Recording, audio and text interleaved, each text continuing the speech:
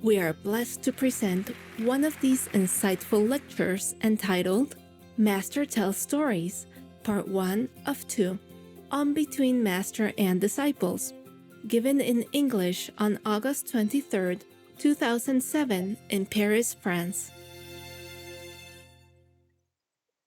Peace for Ukraine or Ukraine now. Russia, just go home. Giá thơm mùi sữa mật, môi hồng như châu sa, trán rộng miền cát trắng, tóc xanh tựa lụa la. Okay, you have some story, you have some story. Okay, there was a king who was very rich and had everything he wanted. But he felt that he didn't have enough.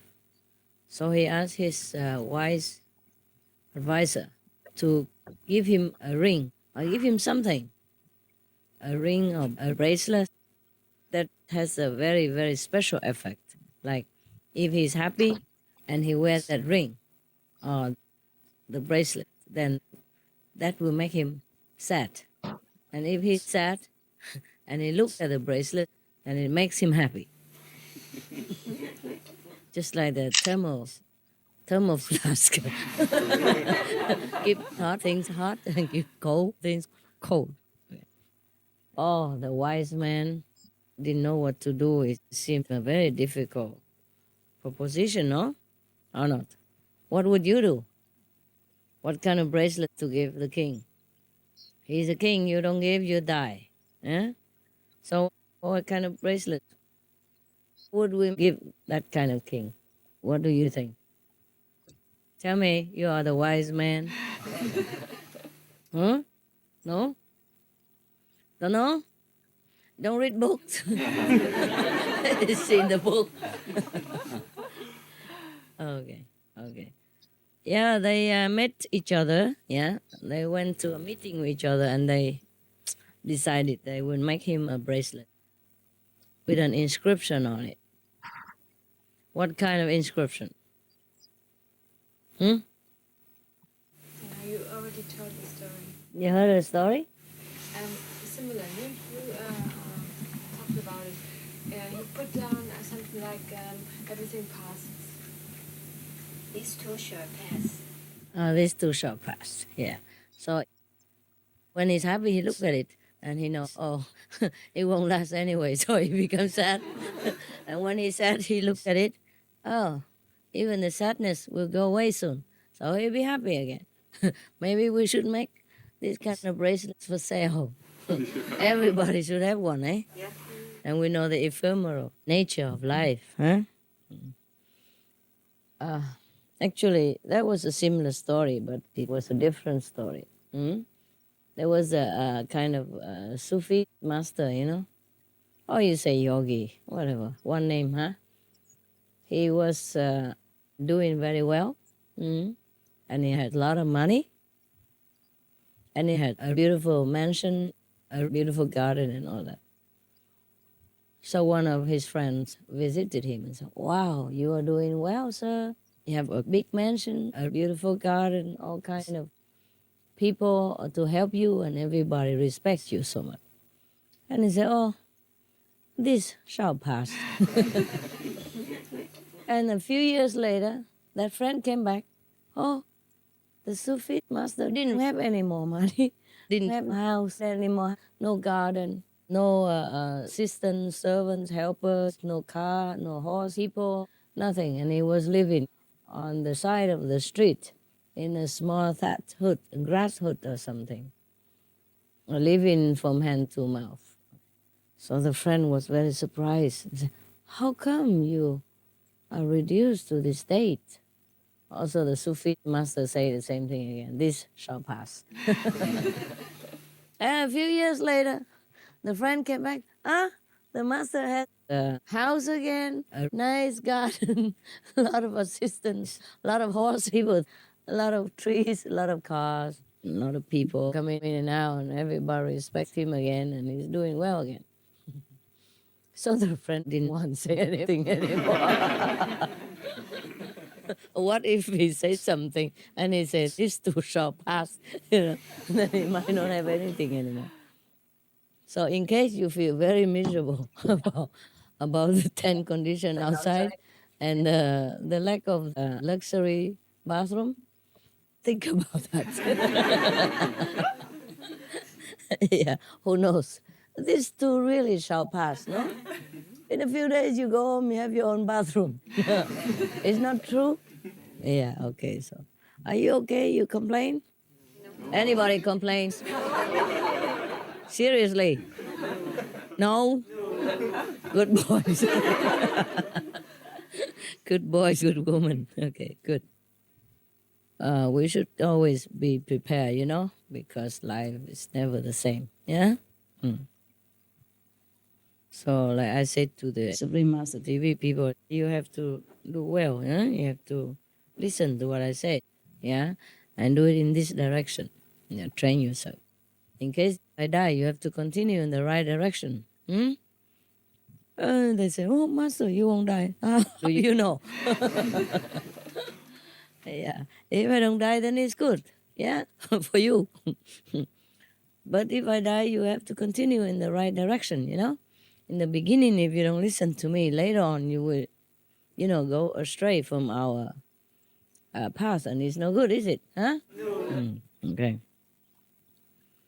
Ah, you know, when you call somebody master or teacher, you should listen to what she says, huh? If what she says is correct and right and doesn't harm you or anybody, then it should be okay, and you should listen. You can't just call somebody master and then always do against in the opposite direction. Then it's just empty words, yeah? It's bad for you even. You won't get anywhere with such an ego. I told you already, ego is the one that separates you from your true knowledge. Hmm? Yeah. The more humble, the more yourself will be revealed. The real one. The real one. Okay, there's another story somewhere.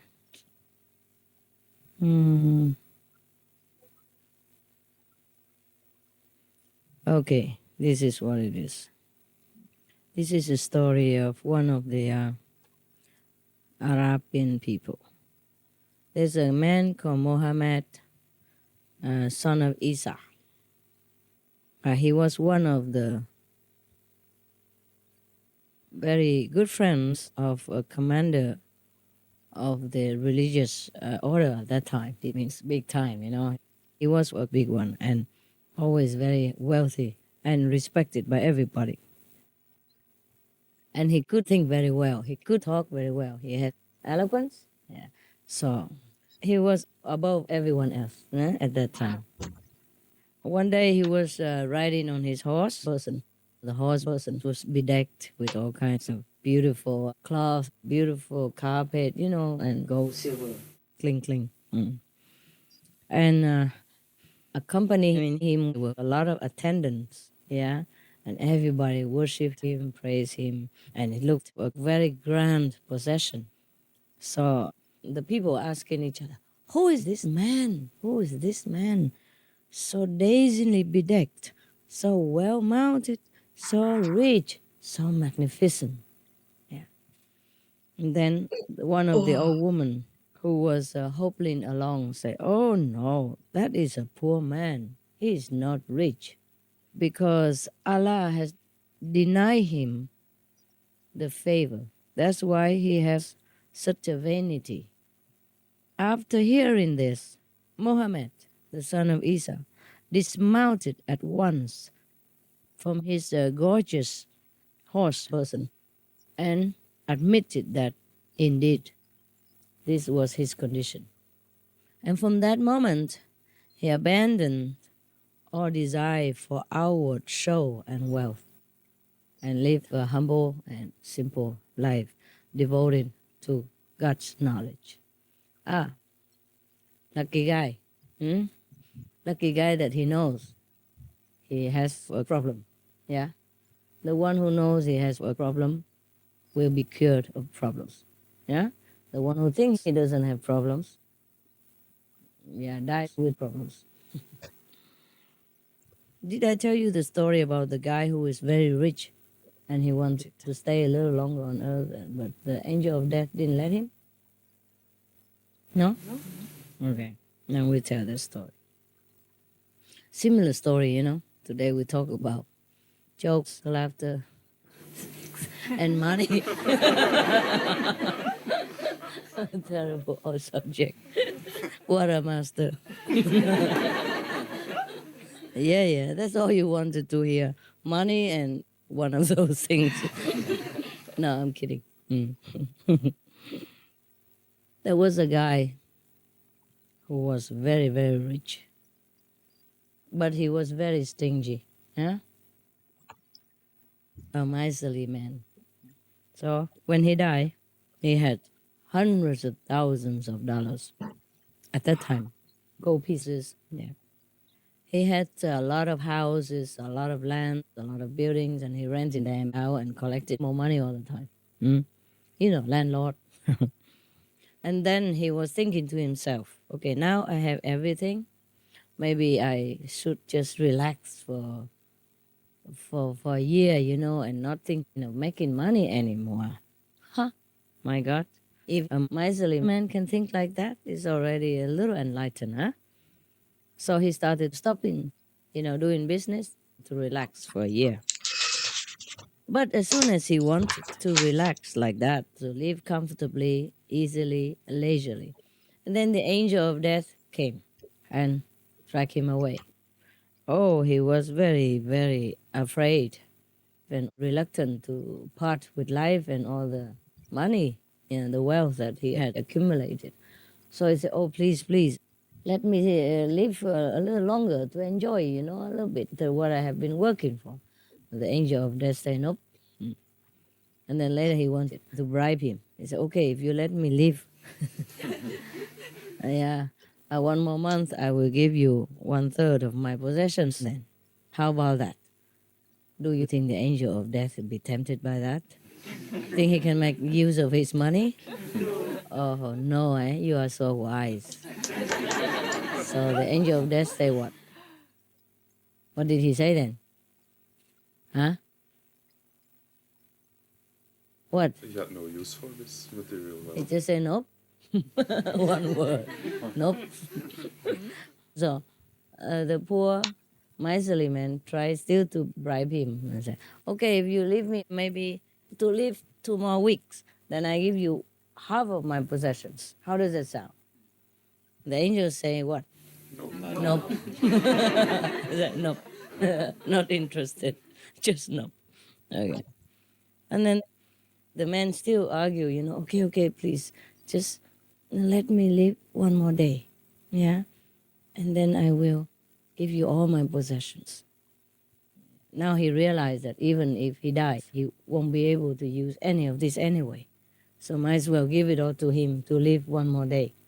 And the angel of death thought a little bit, and what did he say? Nope. What yes? Who said that? Who's the idiot? What for? Huh? Oh my God, I can't believe it. What would he say? What can the angel of death do with the money? Huh? It's nothing to do but to continue the story. I thought he might say yes. Oh, he would say yes, then the story would continue? You're joking. Okay, so he said nope again, okay? What would he say? Huh? Tell me again. What will the angel of death say in that situation? No. Nope. Right.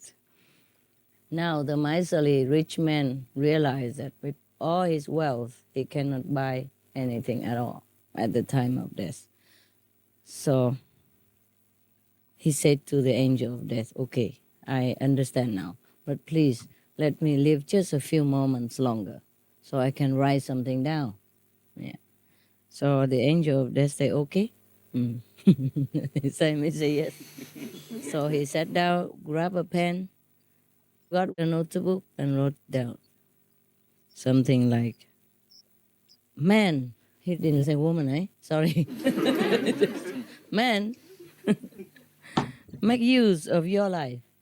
Yeah. I could buy not 1 hour for $300,000. I mean, gold pieces. So make sure that you realize the value of your time. You understand now? Yes or no? Okay. How do you understand it? Tell me. Tell me. Huh? One of you. Any of you. How do you really understand this story? Don't just yep, nope. Have to really understand. So how would we make use of our time then? Find God. Practice spiritually. What? Practice. Find God. Find your true Thank self. God and true self. Sounds very classical. Anybody else have a brighter idea? Huh? No? All this eloquence is gone. Who cut your tongue? That's it? Huh? All the things like time and love are not for sale, not for buy. Time and love? Does it say love in here? It's only about money, honey. So what is your meaning? Well, that they're not for sale. So the more money you have, so much money you cannot buy it anyway. So if you have it, treasure it because it's priceless. If you have money, treasure If it. you have time and Time. love, then treasure it because they're priceless. Yeah. Do we have time? Huh? And we don't know how much. Yeah, normally not. But what do you do with your time normally? Life is a gift and make something out of it. I know, but how? What? Help others. Use the money to help others, maybe. Talking is nice.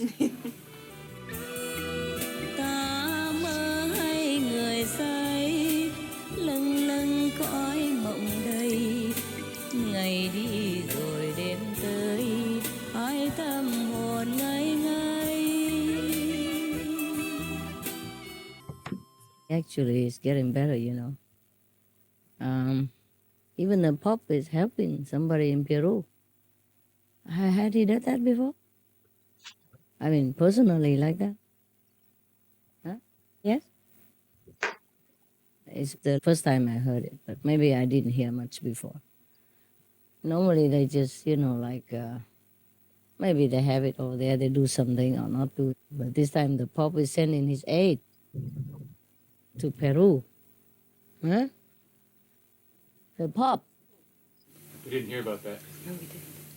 You didn't? No. You work on here. SNTV, you didn't read it? No. That was on Flying News. I found it for you. I haven't seen it for a few days. No, it was when you were still there. Yeah. I guess when you're cooking in the kitchen, you don't eat everything, huh? Yeah, I saw it on TV. You know. He's sending his aid to Peru. At that time, he said he was going to send his aid to Peru. He's probably sent it already. Yeah, just after we did it, after our association groups, you know, I heard that we sent some aid. That's a good sign. Okay, you know, he's been trained in his school and up to now and trying to do his best, but it's a difficult position, eh? You can't move too much. And once you are in that position, you can't change too much. Just stay there and be a holy father. Yeah. I don't know if I like to exchange anything for that position. Nope. Because it's not a very real life. It's not real, you know. You just study the doctrine, yeah. And then you'll go out and preach it, you know. I mean, interpret that or repeat the doctrine. And day by day like that, and then somehow you get to the top and you're holy. And they say you finished. Once you're holy, you finished. You know, you can't do much. Yeah. There's some short stories, but nice stuff, yeah. Okay, here's another story. All this is in Sufi teachings. There was a man, they call him a crazy guy. And he had never been to church, prayer, congregation, or done anything so holy like that. Yeah. So the people felt very sorry for him. So they gathered together and decided they have to really induce him to go into the prayer holy congregation. Okay, he went there, but as soon as the leader of the prayer started to recite, the madman started to bellow like an ox person, moo, all the time. and the people who dragged him there feel very, very bad about it. So they were shaking their heads thinking, this man is too mad to be of any good, to convert him into anything. It's not possible at all to convert him into anything because he's too mad. So they drag him out. Yeah? And afterward, after the congregation and prayers, ceremony finished, they still have a little compassion. So they came and tried to teach the madman something. And they said to him, you really have no idea about God? Huh? That you should make such a noise like a cow person in the middle of a holy prayer congregation. Why did you do that? The madman say, I was only doing what the prayer leader was doing. Because when he intoned the prayers, he was buying an ox person. Yeah. So I spoke like an ox person. Mm. You don't understand, huh? No. It's coming. So when this strange remark was reported to the leader of the prayer, then he admitted, he confessed, he said, oh, when I was saying God is the greatest, I was thinking about my farm. And when I got to the phrase like, praise to God, I was thinking of buying an ox person. So it was true. And at that moment, I suddenly heard something strange bellowing like an ox person. Thought I was a madman.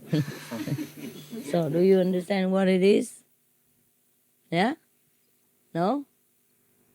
Why you need your brow like that? What is it that you don't understand? Huh? I'm not sure. I'm not sure you understand. Anybody understand? The madman was a master or a wise man. Oh, come on, give me a break. How else could you know?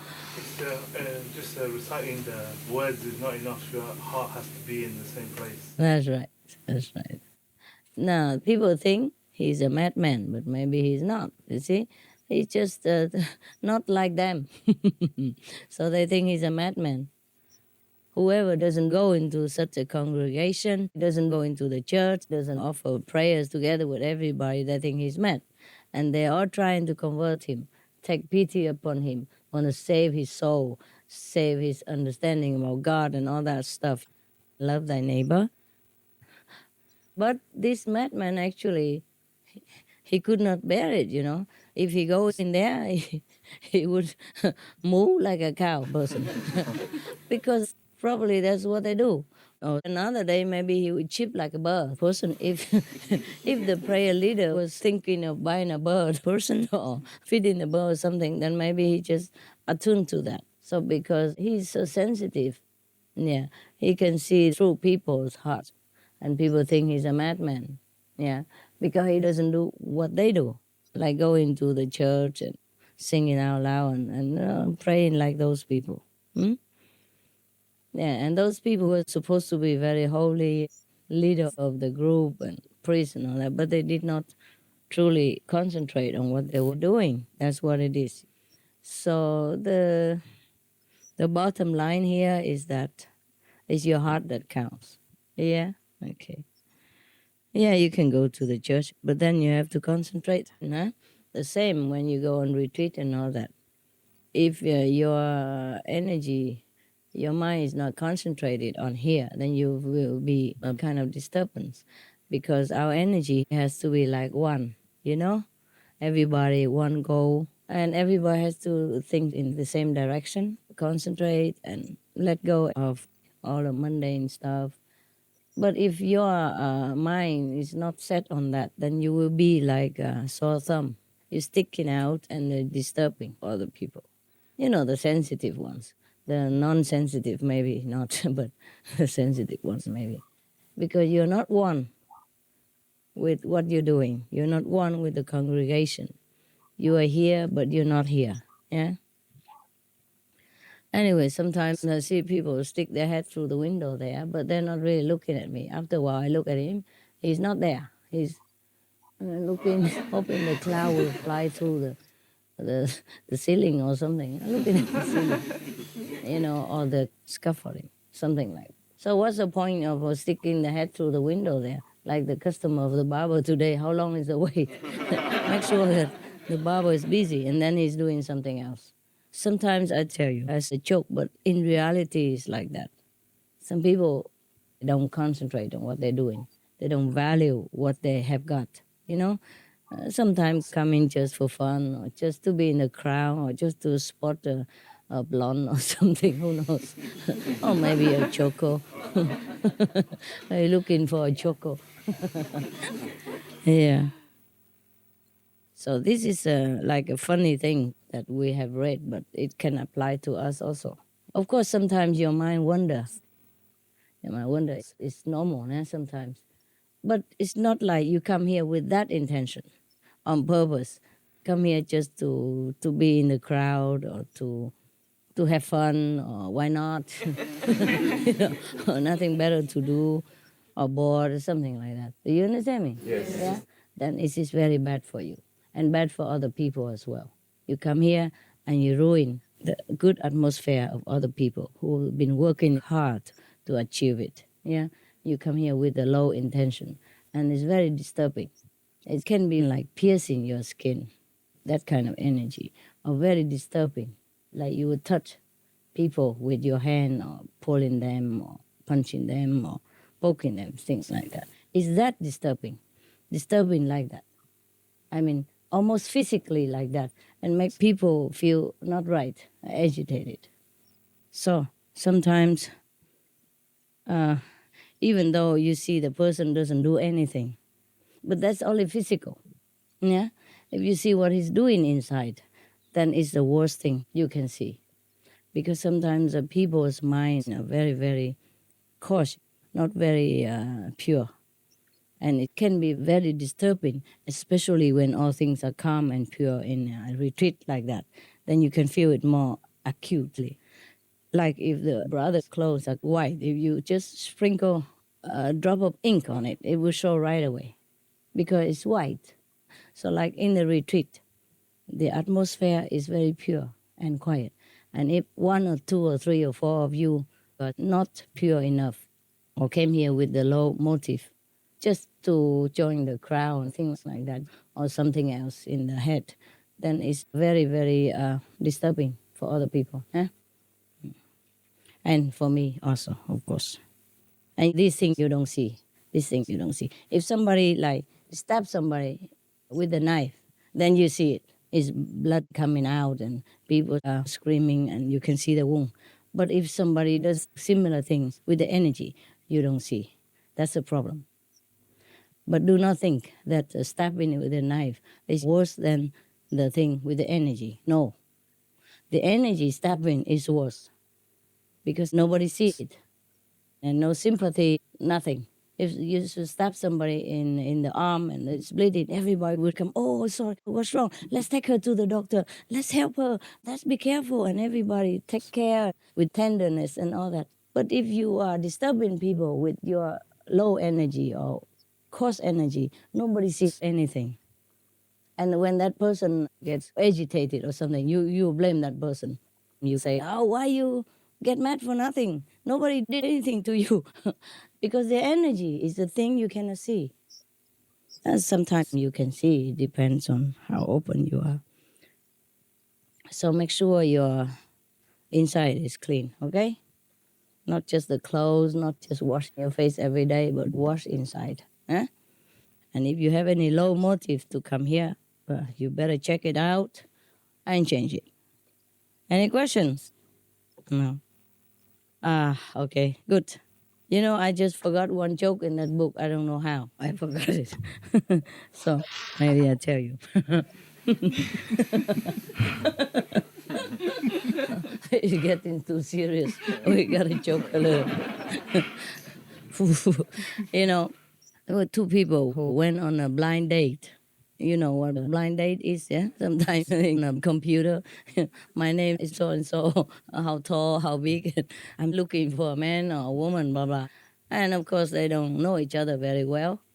Or sometimes friends arrange two bachelors to meet each other and they didn't know each other before. Sometimes they didn't even see their face before, just a blind date. It's really a blind date.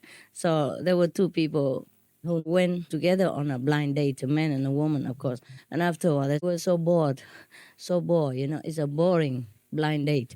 Suddenly, one friend, a friend of his, called him on the phone, and he stepped from the table of the restaurant, went outside and talked with a friend for a while. And after he came back, he said to his female blind date, "I'm sorry, my grandfather died. I had to go." Okay. So the woman, very understanding, "Oh, of course. Very good. If your grandfather didn't die, mine must die."